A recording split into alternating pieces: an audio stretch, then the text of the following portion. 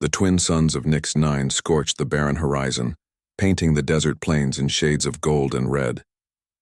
The human colony of Ardent Outpost lay under the merciless glare, a cluster of metallic domes glinting faintly against the vast dunes. For years the colony had thrived quietly, mining minerals from the desert and harvesting water from underground reservoirs. But peace was fragile, and humans had learned long ago that it never lasted forever. Commander Elias stood atop the observation tower, scanning the horizon with narrowed eyes. His dark hair whipped in the hot wind as he squinted at the distant hills. At first, the glint of movement could have been a mirage, a trick of the sun on the heat waves rising from the sand. But Elias knew better. Something was coming. Something dangerous. "Are you sure, Elias?" asked Lieutenant Mara, her voice tight with anxiety. She held a hand to her forehead, shielding her eyes. "It could just be a sandstorm. The sensors haven't picked up anything yet." Elias shook his head slowly. "This isn't a sandstorm. Look at the pattern. Those aren't natural shadows. They're moving in formation. And fast." Mara followed his gaze. A ripple of dark shapes appeared against the distant dunes, growing larger as they advanced. The humans had seen alien raids before, but this was different. It was precise, organized, and relentless. The first scream came from the edge of the colony before anyone could even react. A fireball erupted near the storage dome, sending molten metal and smoke into the sky. The ground trembled as if the planet itself were shaking. Alarm sirens blared, cutting across the hot wind, and the settlers ran for cover. Valora had come. The alien warlord, feared across the neighboring star systems, had arrived. She was known for her cruelty, for burning entire populations alive and marking the survivors as a warning. Legends of her conquest traveled faster than her ships, and each tale spoke of her ruthlessness. The humans had always relied on speed, cunning, and their own resilience to survive, qualities Valora had underestimated before. But now the test would be immediate. Elias barked orders as panic surged through the colony. "Get civilians to the bunkers. Activate the defensive turrets. Do not let them breach the outer walls." The humans scrambled, moving with practiced efficiency even as fear gripped their hearts. Engineers rushed to manually override the automatic defenses. Farmers and miners carried children and the elderly to shelter, and scouts ran to warn the perimeter teams. The colony was small, but every person knew their role. Survival depended on unity, and in the face of Valora, unity could mean the difference between life and death. From the distance, Valora's forces advanced with terrifying coordination. Their bodies were sleek and armored, their movements almost unnatural. Flame cannons emerged from their ranks, spitting fire in controlled bursts. Each projectile was designed not just to kill, but to terrify, to scorch the ground and leave a permanent reminder of the warlord's presence. The first walls of the colony shuddered under the impact. Metal bent and cracked, and the air filled with the acrid scent of burning alloys. Yet the humans held their ground, countering with energy pulses from defensive turrets. The sky above shimmered with flashes of laser fire, reflecting off the metallic domes in blinding patterns. In the chaos, Elias noticed a small group of survivors hiding near the outskirts of the colony. They were mostly children and elderly settlers who had not made it to the bunkers. Without hesitation, he ran toward them, ignoring the scorching heat of the flames around him. Mara followed closely, her rifle raised to fend off approaching alien scouts. "Keep moving. Don't stop!" Elias shouted. They grabbed the survivors, forming a human chain, and began pushing toward a secondary bunker hidden beneath a rocky outcrop. Behind them, fire licked the edges of the colony. The scream of the falling storage dome was drowned out only by the roar of Valora's war machines. By the time they reached the rocky outcrop, smoke and fire painted the sky orange. The humans collapsed in exhaustion inside the makeshift bunker. The walls were cool beneath their hands, a stark contrast to the heat outside. Children clung to their parents, sobbing softly. The adults exchanged worried glances, realizing that their home, their lives, had already been partially destroyed. Elias took a deep breath, wiping sweat and soot from his brow.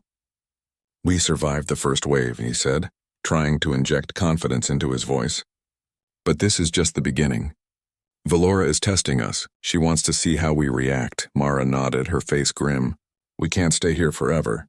She'll sweep through the desert if we remain hidden. We need a plan."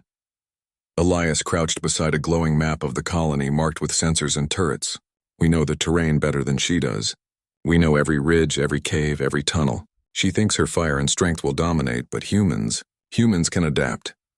A low rumble shook the bunker as another wave of flame cannons struck the outer walls. The impact made the metal plating above them shiver. Dust fell from the ceiling and the humans flinched. Valora's laughter echoed faintly through the air, mechanical, cold, mocking. She knew they were hiding. She could sense their fear, and that was exactly what she wanted. But Elias's mind raced. Humans thrived under pressure, turning fear into focus and danger into innovation. He whispered instructions to his team, outlining escape routes, hidden tunnels, and makeshift defenses. They would not wait to be burned alive. They would move. They would fight back. Hours passed. The humans inside the bunker listened as fire and destruction raged outside. Occasionally, the bunker shook with explosions and distant screams reminded them of the stakes. Yet amid the chaos, a spark of hope remained. They were still alive. That meant the fight was still possible. Elias turned to Mara. We can't just survive. We need to outsmart her. If we stay one step ahead, even a little, we can turn her own tactics against her. She may have fire, but we have brains and guts. And she doesn't know what humans are capable of when pushed to the edge. The survivors prepared quietly. Tools were sharpened, makeshift weapons fashioned, and plans whispered. The fire outside continued to rage, but inside the bunker a different fire burned, a fire of resolve. Humans had faced impossible odds before, and each time they found a way to endure. This would be no different. As night fell over the desert, the twin suns dipping behind distant dunes, Valora's forces slowed, regrouping near the outskirts of the colony. Flames still licked at broken walls and smoke twisted into the night sky, but the humans were gone. Hidden, silent, and watching. From the shadows, Elias observed the alien patrols studying their routines and weaknesses.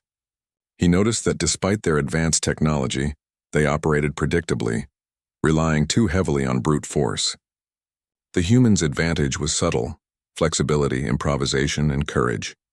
Mara whispered, "Do you really think we can survive this?" Elias smiled faintly, a glimmer of stubborn determination in his eyes.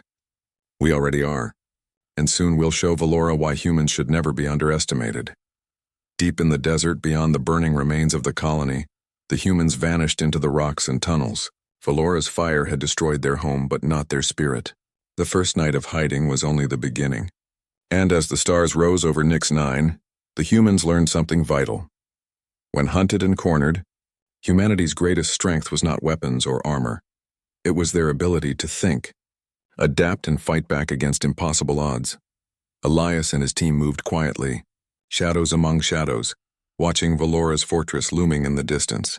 Her cruelty was legendary, but it blinded her to one truth. Humans, when pressed to the edge, became something far more dangerous than she could ever imagine. And they were just getting started. The desert night was merciless.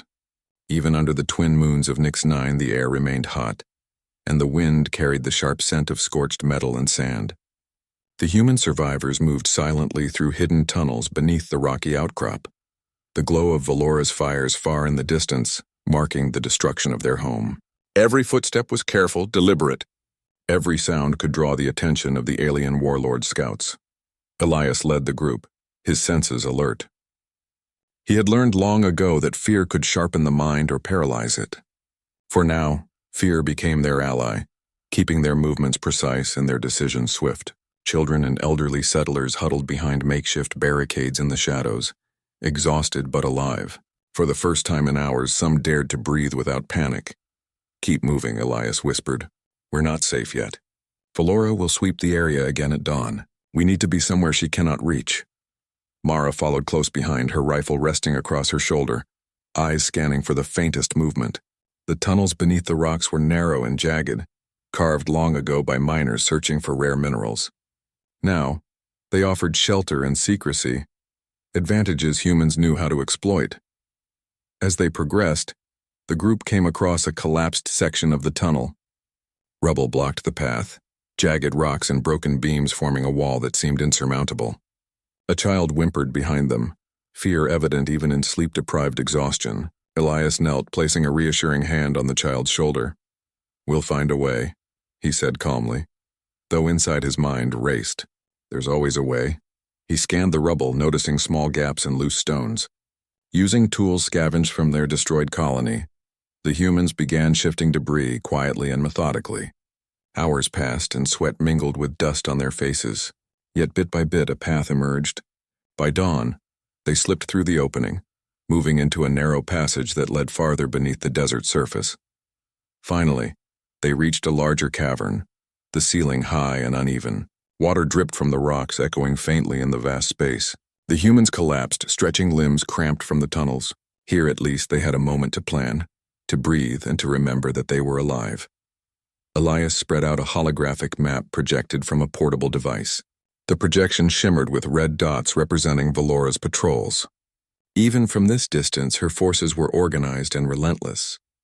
Yet he smiled faintly. Humans were unpredictable, and Valora had yet to account for that. "We know her pattern," he explained to Mara and the other adults. "She thinks she's her own master, that she controls everything. But we've survived the first wave, which means we can survive the second. We just have to think differently, move differently, and strike when she least expects it." One of the older miners, Thomas, raised his hand. "Strike? How are we supposed to strike? We have no weapons, no base. She burned our colony. We can barely survive." Elias met his gaze steadily. "Survival is only the first step. Humans are not like other species. When we are pushed to the edge, when everything is taken from us, we adapt. We find ways to turn weakness into strength. That is what we are going to do." The humans listened, hearts still racing from the previous night's terror. In the dim glow of the holographic map, they began to understand their commander's plan. This cavern was more than just a hiding place, it could become a staging ground. From here, they could observe Valora, learn her tactics, and most importantly, exploit her overconfidence. The days passed in careful routine. Scouts moved cautiously toward the surface at night, reporting the positions of Valora's patrols. Engineers experimented with salvaged tech from the destroyed colony, rigging sensors and creating simple traps. Children and adults alike contributed, finding food in hidden crevices, carrying water, and even helping with rudimentary alarms. Every human had a role, every role mattered. Elias watched them with pride. Even under the shadow of fear, the humans adapted, their creativity and determination shining. They were small in number, yet their minds were sharp, their bodies ready. Valora had underestimated humans, and that mistake would become her undoing. One night, as the twin moons bathed the cavern in pale light, a scout returned with urgent news. "Valora's patrols have increased near the northern ridge," he said, voice barely above a whisper. "She's looking for us. She suspects we survived," Elias frowned. "Good," he said finally. "That means she's exposing herself. Humans can strike when the enemy underestimates them. We are not hiding anymore, we are preparing." The plan was simple in theory but dangerous in practice. They would use the tunnels to infiltrate areas near Valora's patrols, place traps, and gather intelligence. Small teams moving silently could destabilize her forces, causing confusion and fear. The humans were weak in comparison to Valora's technology, but they were clever, unpredictable, and willing to risk everything to survive. Over the next week, humans began to emerge from the tunnels under the cover of night. Using mirrors, sensors, and simple decoys, they observed the aliens without being seen. Every patrol pattern was recorded, every weakness noted. They discovered that Valora's soldiers relied heavily on brute force and routine, assuming that no human could match their speed or cunning. It was a mistake she would regret. Elias led the first small strike team, moving closer to Valora's temporary encampment. Mara and Thomas were with him, along with 2 young scouts who had learned the art of silent movement. The humans planted small incendiary devices near supply caches, not to destroy, but to divert attention, creating chaos that seemed to come from nowhere. From the shadows, they watched as Valora's forces scrambled to contain the unexpected fires. Panic spread among her troops, and for a brief moment the humans saw something remarkable: fear. Even Valora's soldiers, trained and confident, were not immune to it. Returning to the cavern, Elias and his team reported their success. It was small but significant. Humans had struck first without being seen. They had begun to turn the tide, not with weapons of war but with cleverness, observation, and timing. Yet amidst their victories, Elias reminded them of caution. Valora was not defeated. She had only underestimated them so far. Her cruelty was legendary, and her desire to mark and burn survivors was far from over. The humans could not allow themselves to be careless. Days turned into nights and nights into careful missions. Each team returned with new information, new insights into Velora's patterns, and new ways to exploit them. The humans learned to move faster than the aliens anticipated, to hide in plain sight, and to use the environment itself as a weapon. One evening, as the humans gathered in the cavern, a sudden tremor shook the ground. Dust fell from the ceiling, and the faint sound of mechanical engines echoed through the tunnels. Velora had brought reinforcements closer than before. Panic flared for a moment, but Elias's calm voice quickly restored focus. "Remember, we survive by thinking," he said. "Not by hiding, not by running, by thinking. She may have fire and strength, but humans have something she cannot predict: imagination, ingenuity, courage. We will not just survive, we will fight back." The humans spent the following hours preparing for the inevitable encounter.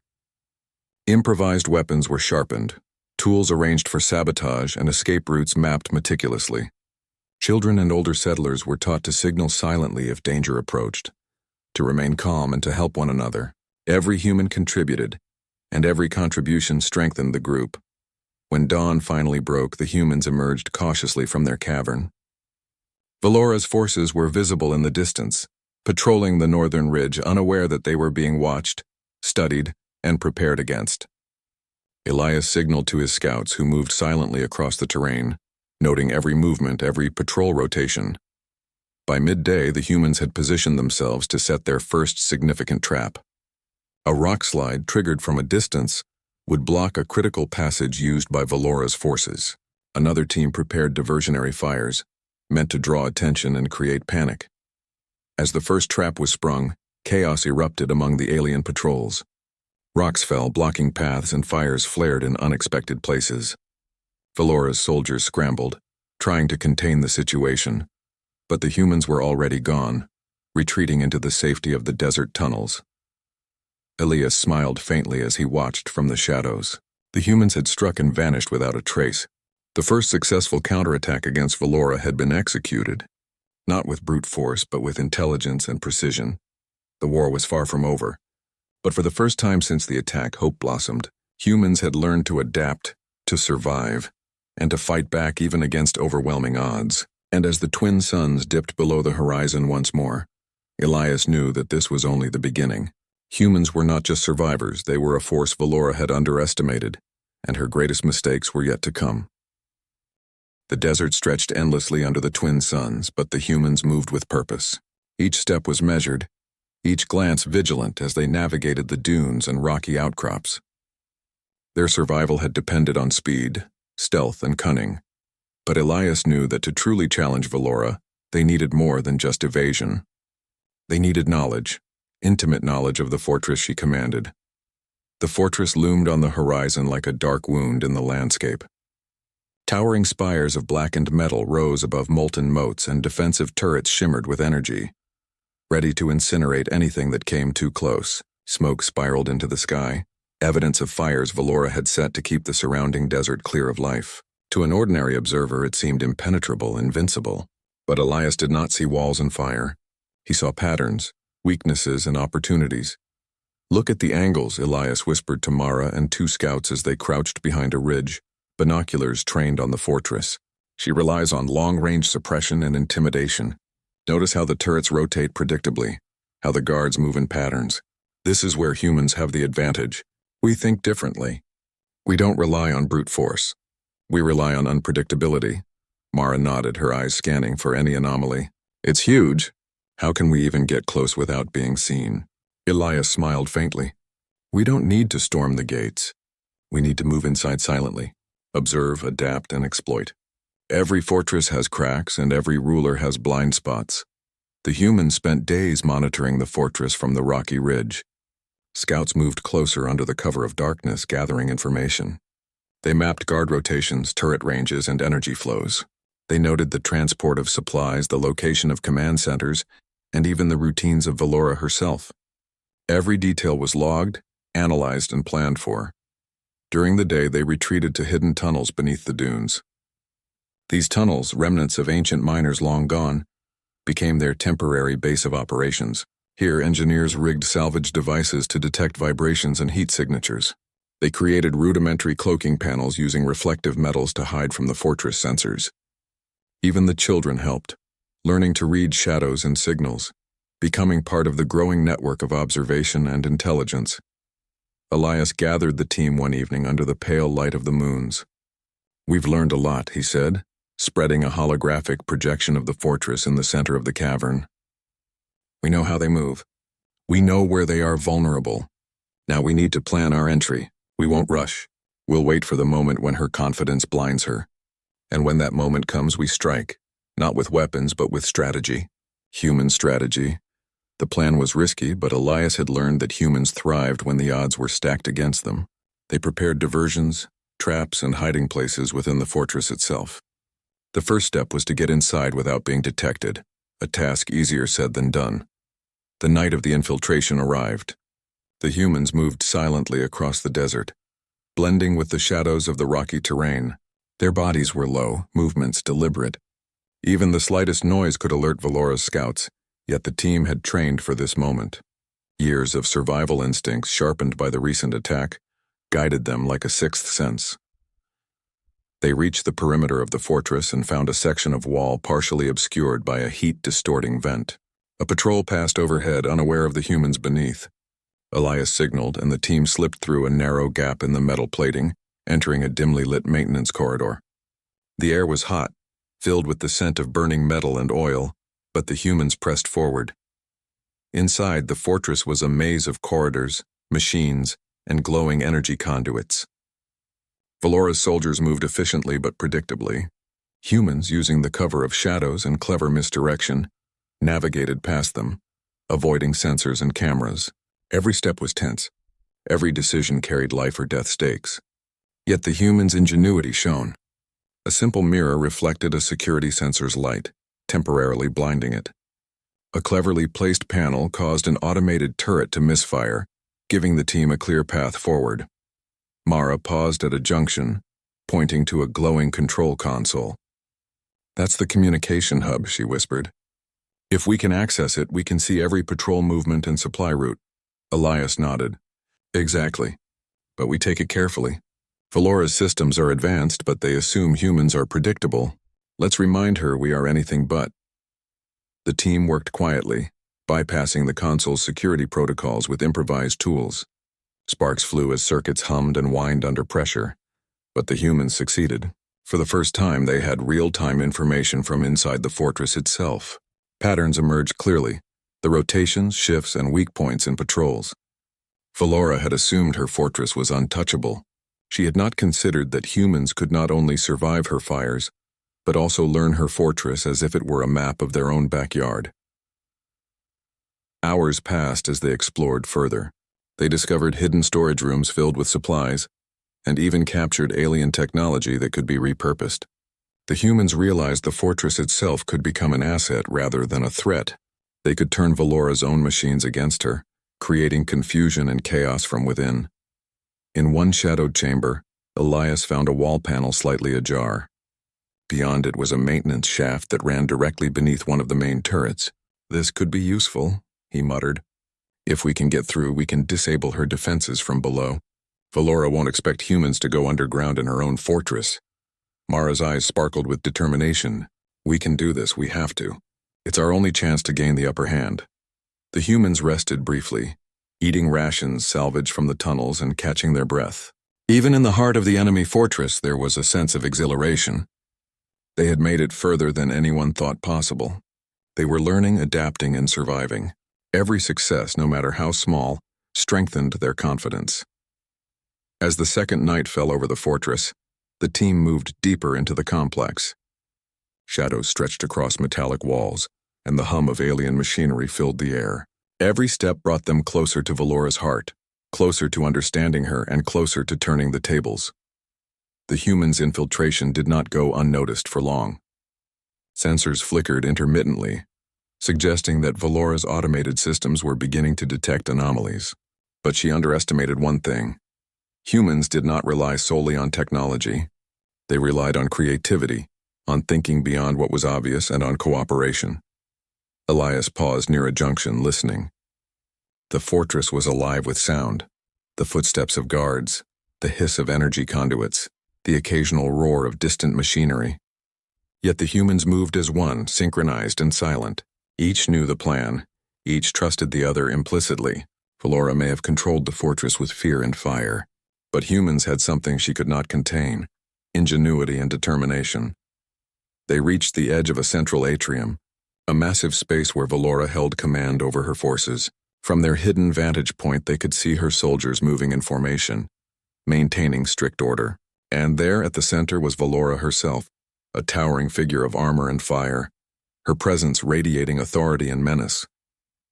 Elias watched her carefully. Valora's gaze swept the atrium, scanning for threats. She assumed the humans were fleeing, hiding, or destroyed. She did not expect them to be inside her fortress, studying her, learning her weaknesses, preparing for the moment they would strike. Soon, Elias whispered, his voice firm with resolve.